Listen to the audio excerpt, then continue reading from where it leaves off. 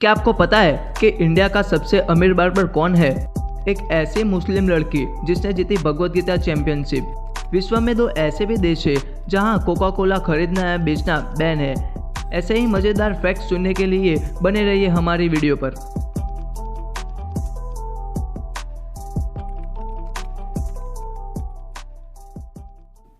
Fact number 15।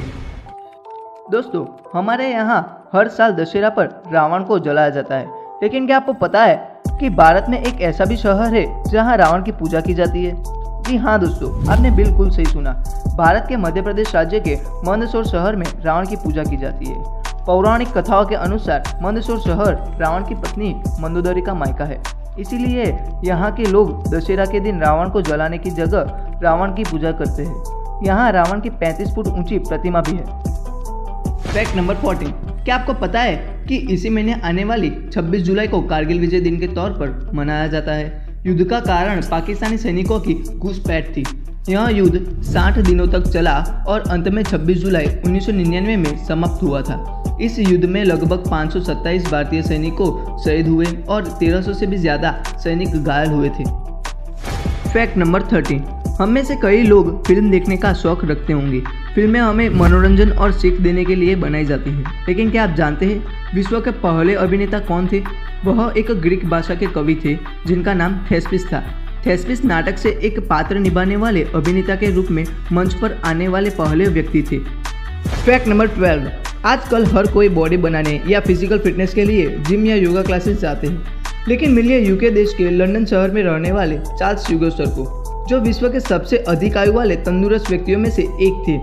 वे dentist के साथ साथ ट्रैक और स्प्रिंट एथलीट भी रह चुके हैं। साल 2015 में खेले गए ब्रिटिश मास्टर्स इंडोर चैंपियनशिप में 95 से अधिक आयु वर्ग में 200 मीटर का विश्व रिकॉर्ड तोड़ा था और बाद में 26 अप्रैल 2017 को हार्ट अटैक के कारण उनकी मौत हो गई। Fact number 11। जब हमें छोटी सी चोट या घाव लगता है तो हम फर्स्ट एड बॉक्स का यूज़ करते हैं, पर क्या आप जानते हैं कि फर्स्ट एड बॉक्स में यूज़ होने वाले बैंडेज की खोज नहीं हुई थी? तब प्राचीन काल में लोग मकड़ी के जाल को बैंडेज की तरह लगाते थे। ये मकड़ी का जाल मरीज के घाव को साफ रखता था और इन्फेक्शन से बचाता था।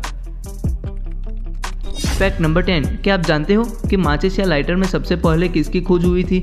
आपकी जानकारी के लिए बता दें कि माचिस से पहले लाइटर का इन्वेंट हुआ था। साल 1823 में लाइटर की खोज हुई थी, जबकि माचिस की खोज साल 1826 में हुई थी। Fact number 9। दोस्तों, हम ऐसे समाज में जी रहे हैं कि जहां हमारी सफलता को नज़रअंदाज किया जाता है, लेकिन हमारी असफलता पर कई सवाल उठाए जाते हैं। एक साइकोलॉजिकल स्टडी के मुताबिक एक नेगेटिव विचार आपके 5 पॉजिटिव विचार को नष्ट कर देता है। इसीलिए हमें दूसरों की परवाह न करते हुए अपने लक्ष्य के बारे में सोचना चाहिए। Fact number 8। एक साइकोलॉजिकल फैक्ट के मुताबिक अगर आपका पर्स कहीं पे खो जाता है और अगर आपके पर्स में अपने बच्चे का फोटो रखा होगा, तो पर्स जिसे मिलेगा उसकी तरफ से आपको पर्स लौटाने का चांस बहुत ही ज़्यादा होता है। Fact number 7। हमारे यहाँ हर साल उड़ीसा के पुरी में मनाया जाने वाली रथ यात्रा पूरे विश्व में जग प्रसिद्ध है, लेकिन आपको जानकर आश्चर्य होगा कि भारत के साथ साथ विश्व के कुल 192 देशों में भी रथ यात्रा मनाई जाती है। इसीलिए तो कहा जाता है कि मेरा भारत महान। Fact number 6। पृथ्वी और सूर्य के बीच में 150 मिलियन किलोमीटर का अंतर है। इसी विषम अंतर को कवर करने के लिए सूर्य का प्रकाश पृथ्वी तक पहुंचने में काफ़ी समय लेता है। सूर्य का प्रकाश पृथ्वी तक पहुंचने में 8 मिनट और 20 सेकंड का समय लगता है। अब आप अंदाज़ा लगा सकते हैं कि पृथ्वी सूर्य से कितनी दूर है। Fact number 5। आज पूरा विश्व कोरोना की महामारी से लड़ रहा है।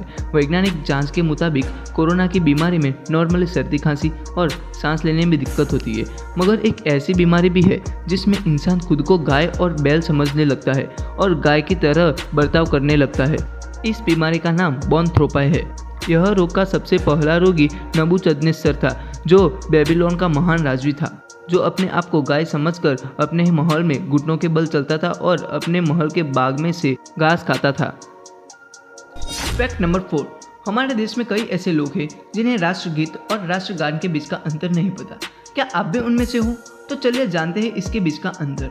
हमारे देश का राष्ट्रीय गीत है वंदे मातरम।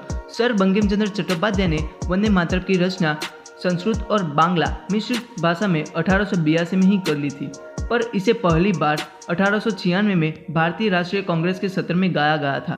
और हमारे देश का राष्ट्रगान है जन गण मन। इसकी रचना सर रविंद्रनाथ टैगोर ने की थी और इसे संविधान सभा द्वारा 24 जनवरी 1950 में राष्ट्रीय गान के तौर पर स्वीकार किया गया था।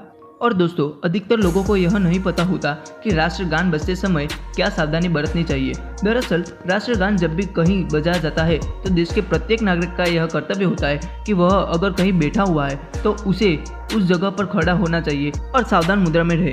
साथ ही नागरिकों से यह भी अपेक्षा रखी जाती है कि वो भी राष्ट्रगान को दोहराए।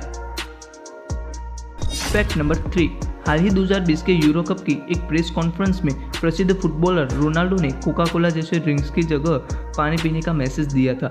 मगर विश्व में 2 ऐसे भी देश हैं जहां कोका कोला को खरीदना और बेचना बैन है। जी हाँ दोस्तों, नॉर्थ कोरिया और क्यूबा में कोका कोला पर पूरी तरह से बैन है। फैक्ट नंबर 2, आपको जानकर हैरानी होगी कि साल 2015 में हिंदुओं के पवित्र ग्रंथ श्रीमद् भगवद गीता कंपटीशन में एक मुस्लिम लड़की विनर हुई थी और इस लड़की का नाम मरियम असीफ सिद्दीकी था। यह कंपटीशन इस्कॉन द्वारा कृष्ण चेतना के प्रसिद्धि के लिए हुआ था। इस कंपटीशन में मरियम ने पीएम नरेंद्र मोदी के द्वारा 11 लाख का इनाम स्वीकार किया था, पर मरियम ने इस प्राइज मनी को पीएम के द्वारा गरीबों में दान कर दी थी। फैक्ट नंबर 1, आप लोग 1-2 महीनों में तो एक बार सैलून जरूर जाते होंगे, लेकिन क्या आपको पता है कि जो आपके बाल काटता है उसकी नेटवर्थ कितनी हो सकती है? 1 लाख, 1 करोड़ या फिर 1 बिलियन? जी हाँ दोस्तों, आज मैं आपको इंडिया के सबसे रिचेस्ट बार्बर रमेश बाबू के बारे में बताने जा रहा हूँ, जिनकी नेटवर्थ है $2 बिलियन, जिनके पास 378 से भी ज़्यादा कार है, जिनमें Mercedes, Audi, BMW, Jaguar, Rolls Royce जैसी हर ब्रांड की कार उनके पास है। पिताजी के मौत के बाद उनका सैलून उनके चाचा जी संभालते थे और रमेश बाबू ने 18 साल की उम्र से ही सैलून का बिजनेस स्टार्ट किया था, पर वो कुछ बड़ा करना चाहते थे, इसीलिए उन्होंने पहले लोन पर एक ओमनी कार खरीदी थी। वहीं से उन्होंने अपने बिजनेस को आगे बढ़ाया और आज वो ऑडी से लेकर रोल्स रॉयस जैसी कार रेंट पर देते हैं। पर दोस्तों, रमेश बाबू मानते हैं कि सैलून ही उनका मेन बिजनेस है, इसीलिए वो आज भी सैलून चलाते हैं। तो दोस्तों, आज के लिए बस इतना ही और यह चैनल अभी नया है। ऐसे ही इंटरेस्टिंग फैक्ट वीडियोस इस चैनल पे आते रहेंगे, इसीलिए चैनल को लाइक, शेयर, सब्सक्राइब और कमेंट जरूर कीजिए। जय हिंद।